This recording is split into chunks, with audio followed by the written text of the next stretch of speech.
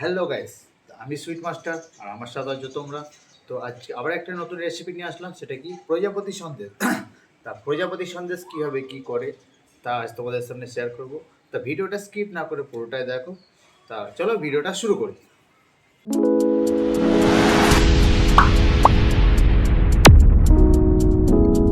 Hello guys, এটা হচ্ছে প্রজাপতি সন্দেশ। তা প্রজাপতি সন্দেশ কীভাবে তৈরি করতে হয় তাই আমি তোমাদেরকে স্টেপ বাই স্টেপ দেখাবো। তা তার জন্য আমাকে ছানা রেডি করতে হবে। তো আমার এসে গেছে, দুধ এসে গেছে। তো এটা সবসময় গরুর দুধ থেকে ছানা করতে হবে, গরুর দুধ থেকেই সন্দেশটা ভালো হয়। তো আমার গরুর দুধ এসে গেছে, দুধটাকে আমি গরম করছি। ঠিক আমার দুধটা আমার গরম হয়ে গেছে। তো গরম হয়ে গেছে, একটা সাদা গামছাটা ট্যাঙ্কির মধ্যে দিয়ে ঠিক আমি দুধটা ঠিক এভাবে ছেঁকে নিচ্ছি। তো ছেঁকে নেওয়ার পর ঠিক কিছুক্ষণ পর হালকা ঠান্ডা হয়ে যাওয়ার পর ছানাটাকে ঠিক ছানা জল দিয়ে ঠিক এভাবে কাটিয়ে নেবো। তো তোমরা চাইলে ভিনেগার লেবু ইউজ করতে পারো। তো আমি সবসময়কার জন্য ছানার জল ইউজ করি, তাই আমি ছানা জল দিয়ে কাটিয়ে দিই। আর ছানা সবসময়ের জন্য নরম করে কাটাবে, কোনো তাড়াহুড়ো করবে না, নরম করে কাটানোর চেষ্টা করবে যাতে ছানাটা ভালো হবে। কোনো তাড়াহুড়ো করবে না, আর সবসময়কার জন্য নরম করে কাটাবে। তো গাইস, এভাবে নরম করে আমার ছানা কাটানো কমপ্লিট হয়ে গেছে। তো কমপ্লিট হয়ে যাওয়ার পর ঠিক ছানাটা এরকম আসবে। ঠিক এরকম যখন আসবে তখন ওপরে জলটা কাটিয়ে নিয়ে এরকম আসবে। তার কিছুক্ষণ ঘন্টাখানেক পর ছানাটা হালকা গরম থাকবে, হালকা ঠান্ডা থাকবে, তখন ছানাটা ঠিক এভাবে ছেঁকে নেবো। তো গাইস, এভাবে ছেঁকে নেবে। এবার ছেঁকে নেওয়ার পর ভালো করে জলটাকে চারকোণে দিয়ে ধরে ভালো করে জলটাকে ঝরিয়ে নেবে। ঝরিয়ে নেওয়ার পর এক জায়গায় ঝুলিয়ে দেবে, ঝুলিয়ে চাঁত করে নেবে। তো আমি গাইস ঝুলিয়ে দিয়েছি, তো আমি ভালো করে ঘুরিয়ে এদিক ওদিক করে চাঁত করে নিচ্ছি। তো তোমরা ভালো করে ঘুরিয়ে ছানাটাকে জাঁত করে নেবে। জাঁত করার পর আমি ছানাটা একটা গামলার মধ্যে দিয়ে ভালো করে মালিশ করে নেবে। তো আমি মালিশ করে নিচ্ছি। তো মালিশ করা আমার কমপ্লিট। তো এবার আমি সন্দেশ ঘাঁটার জন্য 2 কিলো ছানা নিয়েছি। তো 2 কিলো ছানাটাকে ঠিক এইভাবে ভালো করে মোলায়েম করে মারতে হবে, একদম ভালো করে 3বার, 1বার, 2বার, 3বার, 4বার করে এভাবে ঠিক বেটে নেবে, যাতে সন্দেশটা ভালো হবে এবং খেতেও খুব সুন্দর লাগবে। সন্দেশ সবসময়কার জন্য মোলায়েম হবে। তো এইভাবে 3বার 4বার করে বেটে নেবে।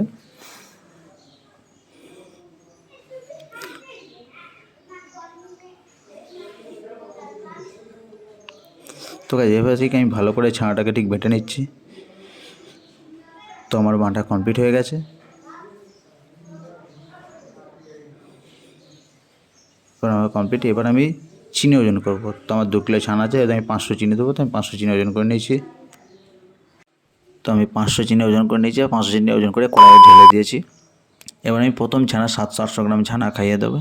এবার 700 গ্রাম ছানা খাইয়ে দিয়ে ঠিক এবার নাড়তে থাকবে আস্তে আস্তে করে, কোনো রকম কোনো তাড়াহুড়ো করবে না, আর একদম স্লো আঁচে করতে হবে। আর তাড়াহুড়ো করলে কিন্তু সন্দেশের দানা এসে যাবে, একদম ভালো লাগবে না, আর খেতেও ভালো লাগবে না, দেখতেও ভালো লাগবে না। সন্দেশ যখন আমরা বানাতে যাবো তখন সন্দেশ ফেটে যাবে, তার জন্য সবসময় আস্তে আস্তে করে ঘাঁটবে, কোনো রকম তাড়াহুড়ো করবে না, কোনো রকম তাড়াহুড়ো নেই, এরকম আস্তে আস্তে করে ঘাঁটতে হবে সন্দেশ। ঠিক এবার ঠিক আমি যেভাবে ঘাঁটছি এবার ঠিক আস্তে আস্তে করে ঘেঁটে নেবে।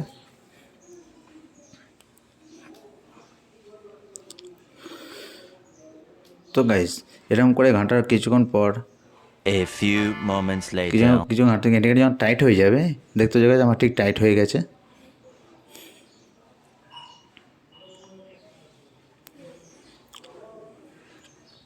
দেখতে যাবে আমার ঠিক টাইট হয়ে গেছে। তো এবার আমি দ্বিতীয় ছানা খাওয়াবো।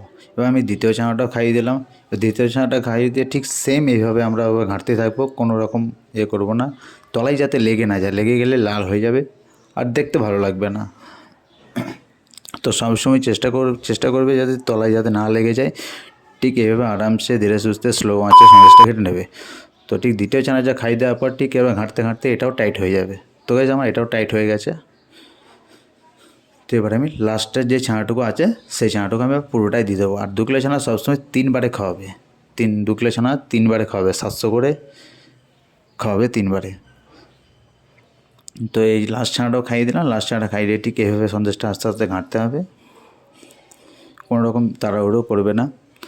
তো গাইজ, তোমরাও দেখো, যদি কোনো অসুবিধা হয় তো আমাকে কমেন্ট সেকশনে জানিও, আমি তার রিপ্লাই অবশ্যই দেবো। তো ঠিক এইভাবে ঘাঁটতে ঘাঁটতে ঘাঁটতে ঘাঁটতে এটাও ঠিক টাইট হয়ে যাবে। ঠিক এভাবে কিছুক্ষণ ঘাঁটার পর গাইজ আস্তে আস্তে ঘাঁটতে হবে।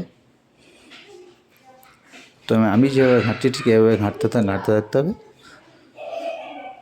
তো গাইস আমার এটাও আমার টাইট হয়ে এসছে। তো এবার আমি ভাটিটা বন্ধ, আমার টাইট হয়ে গেছে, এবার আমি ভাটিটা বন্ধ করে দেবো। এবার ভাটিটা বন্ধ করে দেওয়ার পর অনেকক্ষণ ধরে এটাকে আমাদেরকে নাড়তে হবে, নেড়ে ঠান্ডা করতে হবে। আমরা যদি সঙ্গে সঙ্গে মেরে দিই তাহলে এই গরম যে ভাবটা থাকবে সেই ভাবে আমাদের দানা এসে যাবে, সন্দেশ ভালো হবে না।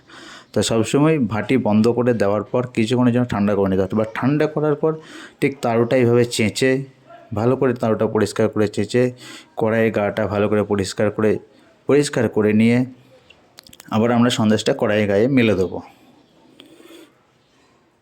তো আমরা সন্দেশটা কড়াইয়ের গায়ে ভালো করে মেলে দিচ্ছি।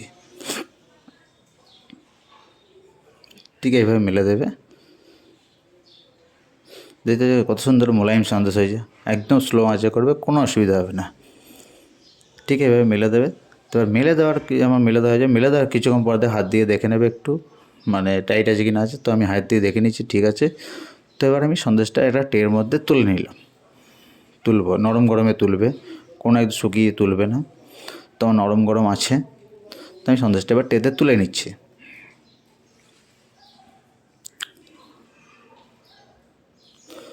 তো গাইজ এটা আমি সন্দেশটা তুলে নিয়েছি। এবার এই সন্দেশটা ঠান্ডা হওয়ার পর আমার তোলা কমপ্লিট।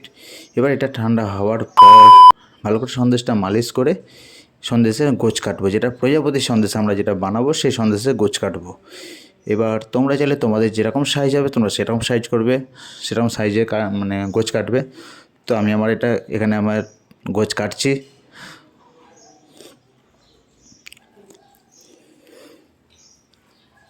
ঠিক আছে, এবার আস্তে আস্তে করে গোছ কেটে নেবে। দেখতে হচ্ছে গাইস ঠিক ভালো করে সন্দেশটাকে ঠান্ডা করে মালিশ করে গোছ কাটবে। তো আমার গোছ কাটা কমপ্লিট। এবার আমি যেটা করবো বাটার মানে প্রজাপতি সন্দেশ প্রজাপতি ছাঁচ একটা নিয়ে নেবার একটু পেস্তা গুঁড়ো নিয়ে নেবো।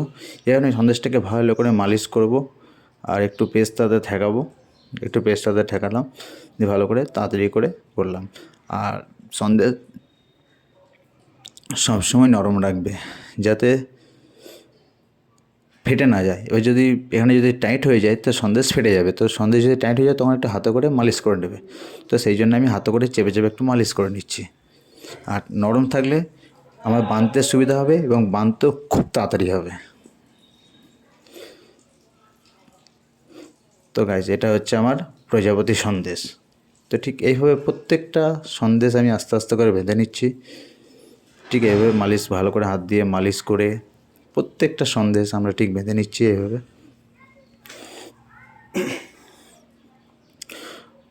কোনো রকম তাড়াহুড়ো করবে না। ঠিক এইভাবে প্রত্যেকটা সন্দেশ ভালো করে হাতে করে মালিশ করে নরম করে বেঁধে নেবে, দেখবে খুব তাড়াতাড়ি বাঁধা যাবে। তার জন্য আমাদের কী করতে সন্দেশটা ভালো করে ঘাঁটতে হবে, নরম করে ঘাঁটতে হবে, তারপরে সেটা আসবে। যদি দানা হয়ে যায় তাহলে কিন্তু ভালো করে মানে বাঁধতে পারবে না, তাড়াতাড়ি বাঁধা যাবে না। তো ঠিক এইভাবে আস্তে আস্তে করে বাঁধবে, কোনো অসুবিধা হবে না। আর যদি কোনো রকম অসুবিধা হয় তো অবশ্যই কমেন্টে আমাকে বলো, আমি তার রিপ্লাই অবশ্যই দেবো। তোমাদের সব কমেন্টের অপেক্ষায় রইলাম।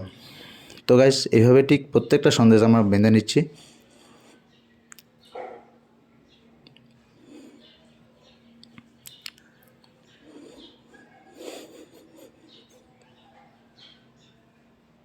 ঠিক এইভাবে প্রত্যেকটা সন্দেশ বাঁধার পর দেখতে হচ্ছে গাইস আমার প্রজাপতি সন্দেশ বাঁধানো কমপ্লিট। দেখতে হচ্ছে গাইস আমার প্রজাপতি সন্দেশ বাঁধানো কত সুন্দর দেখতে লাগছে, কত সুন্দর লাগছে দেখতে পেস্তা দিয়ে। তো আমার প্রজাপতি কমপ্লিট। তোমরা কেমন হয়েছে আমাকে কমেন্টে জানাও। তো গাইস ভিডিওটা তোমাদের কেমন লাগলো? ভালো লাগলে লাইক করে দিও, আর আরও বেশি ভালো লাগলে চ্যানেলকে সাবস্ক্রাইব করে পাশে বেল বাটনটা প্রেস করে দিও, যাতে আমি কোনো নতুন ভিডিও ছেড়ে তা তোমাদের কাছে নোটিফিকেশন চলে যাবে।